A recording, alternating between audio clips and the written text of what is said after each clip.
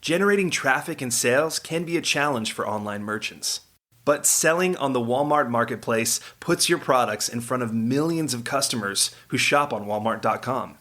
And right now, sellers who join Walmart Marketplace can save up to 50% on referral and fulfillment fees for the first 90 days. So get started today. Head over to marketplace.walmart.com/savings. That's marketplace.walmart.com/savings. Today's podcast is sponsored by SLI Systems, providers of intelligent site search and navigation solutions. Learn more at sli-systems.com and listen to their interviews at ecommercepodcast.com.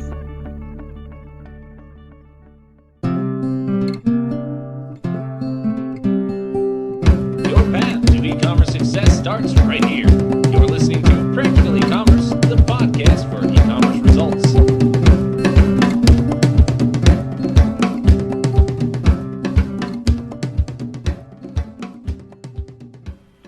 Today with Gordon Magee, the Internet Marketing and Analysis Manager for DrsFosterandSmith.com. And I'm very excited about today's discussion as we learn more about Foster & Smith. And Gordon, we appreciate your time. No problem. Glad to do it today, Mitch. Let's begin perhaps with a little background for folks who may not be familiar with Foster & Smith, who may not by chance have received a catalog and perhaps know some of the history, but maybe you can tell us a little bit about the background of the company and then when the website was launched in order to complement the cataloging channel. Sure. Foster & Smith got started in 1983. There were three vets involved originally. Dr. Rory Foster and his brother Race Foster, along with Dr. Marty Smith, ran some clinics up here in northern Wisconsin, and they had discovered that it was difficult very often for their patients to get products at reasonable prices up here in the North Woods and otherwise. And so they decided they would start a small catalog entry to provide products to their veterinary clinic customers, and things really took off well for them. And so over time, over a number of years, they transitioned away from running the clinics exclusively to really developing the catalog. Early on along the way, Rory Foster developed Lou Gehrig's disease, ALS, and passed away. And so for the lion's share of the years, it's been Dr. Race Foster and Dr. Marty Smith that have run and owned the company. And they started out, as I said, in a very small way as a customer service, in effect, and things went quite well for them. They started a catalog early on. Of course, there was no internet in those days, back in the 80s. And as things grew, they got involved with catalog conferences and so on, and people asked them about how they put their catalog together and why they spent so much time in their catalog on pet information. And they really wanted to equip their patients and clients with their pets to take good care of their pets. So they, from the very early on, dedicated quite a bit of space to pet education within the catalog, and that really caught on. That was kind of their niche early on. And then in 1996, the website got rolled out. 96 or 98 got rolled out, and things went really, really well with that, to the point where today we do about 57% of our business online.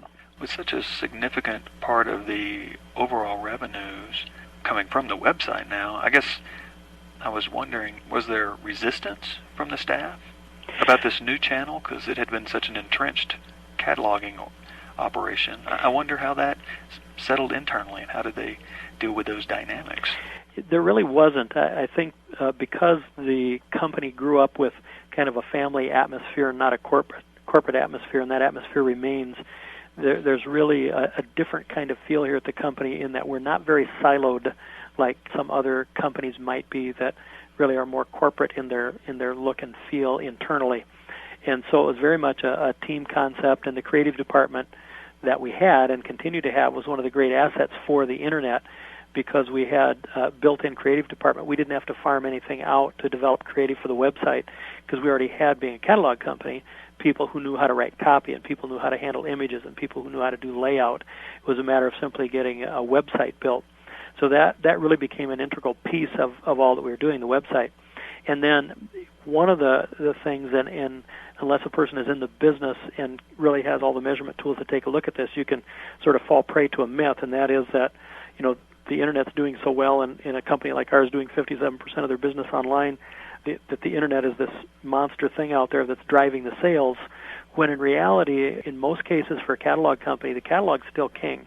So even though we do a huge chunk of our business online, a portion of those sales that are done online are still catalog driven. So people get a catalog and choose to order online. And so for a catalog company like ours, the catalog's still the driver. There are exceptions. There are certain companies that are internet pure plays, as they're called, where they don't have a catalog per se, or the catalog came along later, and they've become known on the web primarily. You think of an Amazon.com, for example, that early on didn't have retail stores and didn't start out with a catalog. They were a pure play internet. That's a different kind of animal than a catalog company. And so they've set up a different kind of advertising and marketing channel or way to reach people than a catalog company. Clearly you're saying there's a very interrelated kind of codependence one on the other. Yeah, absolutely. What it comes down to, and it's true whether you're in sort of the regular retail with stores and so on, or you're a catalog company or a pure play internet company, it comes down to what's best for the customer, what their customer experience is. And many people want that catalog to flip through and see what's there, but then they want to get on the phone or they want to get on the internet to put in the order, and it really varies, and it may vary with an individual, where one day they need to make a call because there's an item they have a question about. In our case, we sell live fish and fish hard goods, as well as dog and cat and supplies like that. And sometimes there are more technical things that they need answers to questions about that are better handled on the phone than it would be on the internet to just put in an order and hope they got the right item for the thing they're looking for. And as well as we try to describe things online, there are times when you just need to ask a question. And so it really comes back to customer experience and how to help the customer get what they're looking for example, as opposed to what we'd like to sell them. Do you sell at other online locations, such as the marketplaces of eBay and Amazon, or through various shopping comparison sites? We do. We've got certain new clearance items, for example, discontinued products that are new products, but we've discontinued the line that we will sell on eBay. It's a very small percentage of our overall sales, but it provides an opportunity for customers to get products that we no longer have on the website or in the catalog that are brand new quality and good quality things that we've simply discontinued, for example. So we do that on eBay. We also do sell on shopping comparison sites, the Frugals and Shopzillas and places like that, Yahoo Shopping and so on. And those are very effective venues because there are certain people that are comparison shoppers, and they want to be able to compare directly on one site what prices and values that they're looking at on a product. There's a certain segment of buyer that really uses those comparison shopping sites, and you want to be able to reach that segment because if you're not there, you're not going to get that sale. How do you market your online endeavor? So my portfolio is broader than just internet marketing, which is broad enough by itself. I also handle media placement and television and radio and public relations, and so all of those things mesh together in terms of an overall marketing strategy, along with our core marketing tool, which is the catalog. And so we do space ads. We do what are called FSIs, freestanding inserts. We do other kinds of alternate media placement, whether it's catalog stuffers or ride-alongs in other people's catalogs or products that are mailed out to customers that have purchased from them. And then we have done some small radio tests. We may do some more of that in the future. And then we do direct response television buys as well and create our own commercials. So there are all of those things. And then on the internet side, we do paid search, pay-per-click or cost-per-click marketing, and then search engine optimization as well. For the natural search side of things, we do have an affiliate program as well that we're rolling out now that we started in August. That's going along quite well. And we do major email marketing as well, so kind of all of the above. And I think sometimes too, Mitch, it's a matter of scale. When a company is smaller and they don't have the personnel and therefore potentially don't have the expertise, it is difficult to do all of these things at once. And so, for medium to smaller companies that are just rolling out, it can be kind of overwhelming. But I think if a person starts with one venue and grows that expertise and then rolls into the next one and kind of build as you have the expertise, you'd be amazed at what you can do with a relatively small staff. For example, most of what I've described above, apart from the media placement, which really deals with a lot in our creative department and the copy and so on that goes into the email, but the marketing side of it, not the creative side, we have a small internet department here that handles that. I've got 3 people that work for me, and we're about to bring on a 4th, and that's it for the internet marketing department. Are there particular things in terms of this issue of marketing, branding, Foster & Smith deploys to really distinguish itself from other pet supply and pet care companies? Mm-hmm. Yeah, I think it goes back to what I mentioned earlier. The roots of the company are really core to the whole branding, not only philosophy but reality. You know, the company was started by veterinarians who had committed their educational and professional lives to good pet care and animal care, and their philosophy of wanting people to take good care of pets, for example, really permeates the company. If I'm not mistaken, I believe I've heard Dr. Smith say that they were the first veterinary clinic in the United States, way up here in the north woods of Wisconsin, to offer free spay and neutering for pet owners to help out with pet overpopulation and that kind of thing. And so, you know, that philosophy of good pet care from the very beginning has been built into the company. And that expertise side of things is our differentiation. As I mentioned earlier, early on when the catalog was beginning and Race and Marty went to catalog conferences to learn more about the business that they'd gotten themselves into, they were advised that devoting the percentage of space that they were devoting to their catalog for pet care information was really a bad business move. In the catalog world, you do what's called square inch analysis to determine how effective each square inch of your pages are in selling things, and if your products in those square inches aren't selling, you remove them. And so every inch literally is of premium value in a catalog. They were advised not to spend so much time in education. They decided they were going to completely ignore that advice and give people the ability to understand their products better and their pets better and how to care for them. And then from a marketing standpoint, give them a reason to keep our catalog because there are excellent articles in them. We have, for example, a separate site other than our main site of our DRFosterandSmith.com site and our Live Aquaria site. We have a site called PetEducation.com. And the PetEducation.com site is basically commercial free. There are certainly references to products in there, and it's not that we won't add some more over time, but we try to keep that as relatively commercial free as possible so that people and educational institutions can go to that site and get articles about how to care for their pets that are written by either Dr. Smith or Dr. Foster or by our other 2 veterinary people that are on staff and other technicians and so on. So being pet care experts is our core niche in equipping pet owners to take good care of their animals. Now that the online product is kind of superseded in terms of the revenue source, are more resources dedicated to that than before? It's really a seamless piece, both of these sides of things, the call center catalog side and the online side. So there's definitely a sort of a symbiotic relationship between the two, and one feeds the other, and then vice versa.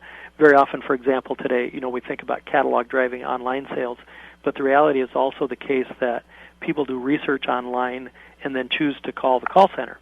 And so the call center has traditionally been viewed as the receiving end of the catalog side, but it also turns out in some cases to be the receiving end of the online side. And so everything sort of works together. And I think the core thing, and this is really, I know it's a cliche, but it is a reality in our company and in the business, that customer experience and customer satisfaction absolutely is king. So we want to make sure that if someone calls our call center, they have the same kind of experience that they have when they're online and vice versa. So we want to make sure that our prices match in both places. If we have made a mistake and there's a price online that's different than it is in the catalog, we want to make sure that we honor the lowest price for the customer. We really want to look at that customer experience all the way through and make sure it's the same. It doesn't mean that we won't have specific online specials for customers as they shop online, or special email specials, or at times certain call specials. But in general, we want to make sure that the customer experience is the same no matter where they go. Do you, like most online companies, face some kind of issue with shopping cart abandonment. Mm-hmm. Yeah, I think everyone has that as just as a matter of course, and as one of the things that's interesting when you look at your analytics tools that tell you what's happening on your website. Very often, one of the peak times of day that people are hitting your website is in the middle of the day, as that middle of the day changes from East Coast to West Coast, and people are shopping on their lunch hours at work, which very often means that they're not going to close out their cart. They're going to abandon it because they need to go back to work. So there's a certain sort of built-in abandonment rate that's not unusual and not unhealthy, and it really depends industry to industry in terms of what percentage is healthy or not, of what it's going to be for each individual company. And that relates in part to the buying cycle. If a person is buying a major appliance, they're doing that online, that buying cycle, the decision cycle is going to be longer, so that shopping cart may get abandoned and parked for a long, long time or swapped out multiple times. But if you're buying dog biscuits, that's a different thing. So you're probably going to have a different kind of abandonment rate. On the other hand, if you're looking to buy an appliance, you may not put it in your shopping cart right away either. So there's a bit of a trade-off in that. So you kind of have to know what your rate of abandonment is or what's normal for you. So we do face that, and we try to work on that. But at the same time, if you walk through a retail store and you pick up a shirt and hold it up and try it on and then put it back on the rack, you've abandoned that thing that you picked up and held. And on the internet, picking up and holding something is putting it in your shopping cart. Okay. And we do that all the time. We don't think anything of it as a shopper, and I don't think that a person should be overly alarmed about that abandonment rate unless it gets too high and you can see what's going on there. Are there kind of sentinel reports to which you turn as kind of key indicators, or things you find more value in an analytic package than other? Yeah, there really are, and the analytics packages that are out there now are so thorough, which is very helpful. It's, as the old saying goes, it's like drinking from a fire hose at times, that there's just too much information, and you really do need to filter down to the key things that you need to look at. It's called in many industries key performance indicators, and some of them are just common sense. Not to oversimplify, but we're as you mentioned, over 100 million online, probably 125 million this year, I suppose. And yet, what I want to look at in the morning is how many sales did pay-per-click have? How many sales did our email program have? How many sales did our shopping portals have? How many sales did our trackable television commercials have? So I go right to what did we sell? That's right. Kind of normal, common sense stuff. And then once I determine that sales line is good, then I'm going to go back, or if it's not good, I'm going to go back and look and see, well, how many visitors did we have? Is something going bad with our conversion rate? If conversion rates are normal, or maybe an email didn't go out at some point, then I'll go and find out what those kinds of issues are. But the first thing I want to look at is what's the sales numbers. That's the bottom line.